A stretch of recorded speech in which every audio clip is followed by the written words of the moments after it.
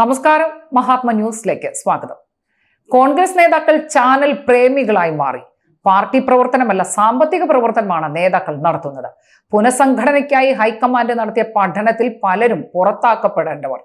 കഴിഞ്ഞ ലോക്സഭാ തെരഞ്ഞെടുപ്പിൽ അത്ഭുതകരമായി വിജയം നേടിയെടുത്ത കേരളത്തിലെ കോൺഗ്രസ് പാർട്ടിയെ വരുന്ന തെരഞ്ഞെടുപ്പുകളിലും ഇതേ വിജയം നേടിയെടുക്കുന്നതിന് സജ്ജമാക്കുന്നതിനു വേണ്ടി പാർട്ടി പുനഃസംഘടന ലക്ഷ്യം വെച്ചുകൊണ്ട് ഹൈക്കമാൻഡ് നടത്തിയ ഇന്റർവ്യൂകളിൽ ഭൂരിപക്ഷം നേതാക്കളും ഔട്ടാകുന്ന രീതിയാണ് ഉണ്ടായിരിക്കുന്നത്.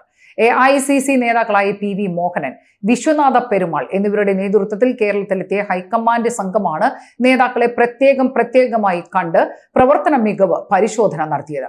ഒരാഴ്ചയ്ക്കുള്ളിൽ ഈ നേതാക്കൾ പഠന റിപ്പോർട്ട് AICCക്ക് കൈമാറും എന്നാണ് അറിയിച്ചിരിക്കുന്നത്. പ്രവർത്തനം സംബന്ധിച്ച തെളിവെടുപ്പിൽ ഭൂരിഭാഗം നേതാക്കളും ശരാശരിയേക്കാൾ താഴെയാണ് എന്നാണ് റിപ്പോർട്ടിൽ പറയുന്നത്. KPCC ഭാരവാഹികൾ, DCC പ്രസിഡന്റുമാർ, പോഷക സംഘടന ഭാരവാഹികൾ തുടങ്ങിയവരെയാണ് ഹൈക്കമാൻഡ് സംഘം ഇന്റർവ്യൂ നടത്തിയത്. 14 പാർട്ടിയുടെ DCC പ്രസിഡന്റുമാരിൽ ഭൂരിപക്ഷവും നിഷ്ക്രിയരും പ്രവർത്തനത്തിൽ പരാജയപ്പെട്ടവരുമായിട്ടാണ് കണ്ടെത്തിയത്. KPCCക്ക് കീഴിൽ പ്രവർത്തിക്കുന്ന പല പോഷക സംഘടനകളും നിർജീവമാണെന്നും പ്രവർത്തന പഠനം നടത്തിയ കമ്മിറ്റി കണ്ടെത്തിയിട്ടുണ്ട്. യൂത്ത് കോൺഗ്രസ് സംസ്ഥാന ഭാരവാഹികളിൽ സംഘടന പ്രവർത്തനമല്ല നടക്കുന്നതെന്നും ചാനലുകളുടെയും മാധ്യമങ്ങളുടെയും പുറകെ നടക്കലും സമൂഹ മാധ്യമ വേദികളിൽ പ്രത്യക്ഷപ്പെടലും മാത്രമാണ് നടത്തിക്കൊണ്ടിരിക്കുന്നതെന്നും പഠന റിപ്പോർട്ടുണ്ട്. അതുപോലെ തന്നെ 100ഓളം വരുന്ന KPCCയുടെ ഭാരവാഹികളിൽ വിരലിലെണ്ണാവുന്നവർ ഒഴികെ പാർട്ടി പ്രവർത്തനം നടത്തുന്നവരല്ല എന്നും കണ്ടെത്തിയിട്ടുണ്ട്.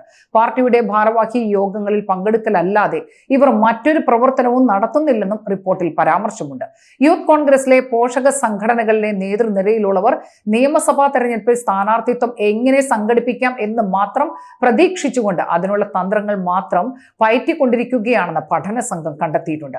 നല്ലൊരു ശതമാനം നേതാക്കൾ പാർട്ടി പ്രവർത്തനങ്ങളെക്കാൾ അധികാരത്തോടും പണസമ്പാദനത്തിനോടും മാത്രം താല്പര്യം കാണിക്കുകയാണ്. നിലവിലുള്ള നിയമസഭാ ലോക്സഭാ പ്രതിനിധികളുടെ ചുറ്റും കറങ്ങിക്കൊണ്ട് അവർ വഴി ശുപാർശകൾ നടപ്പിലാക്കി പണം കൈക്കലാക്കാൻ പലരും ശ്രമം നടത്തുന്നതായും ഇവരുടെ പാർട്ടി പ്രവർത്തനം ഇത് മാത്രമാണെന്നും പഠന സംഘം റിപ്പോർട്ടിൽ പരാമർശിക്കുന്നുണ്ട്.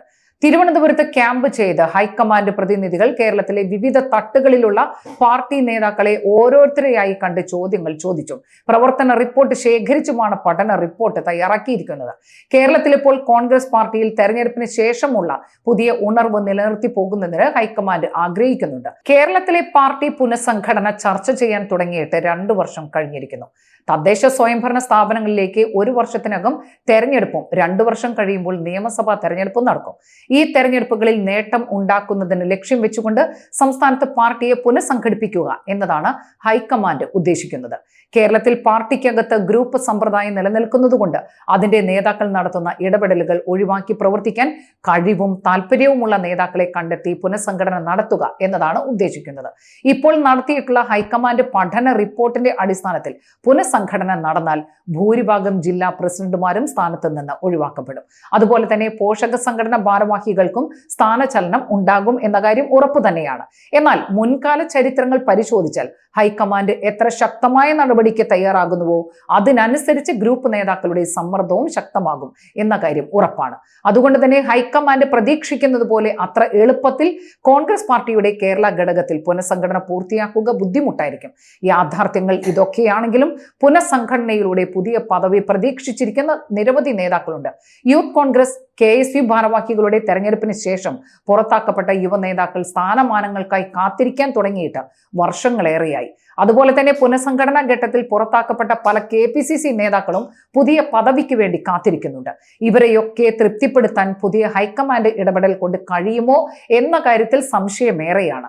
എല്ലാ വിഭാഗത്തിലും പെട്ട നേതാക്കളെ തൃപ്തരാക്കണമെങ്കിൽ ഏറ്റവും കുറഞ്ഞത് KPCC ഭാരവാഹി പട്ടിക 100 എന്ന അവസ്ഥയിൽ എത്തിക്കേണ്ടതായി വരും. മറ്റ് പോഷക സംഘടനകളുടെയും കാര്യം ഇത് തന്നെയാണ്. പുനഃസംഘടനയിൽ ഭൂരിഭാഗം DCC പ്രസിഡന്റുമാരും പുറത്താകുന്നുവെങ്കിൽ അവർക്കും പുതിയ പദവികൾ കണ്ടെത്തേണ്ടതായി വരും. നന്ദി, നമസ്കാരം.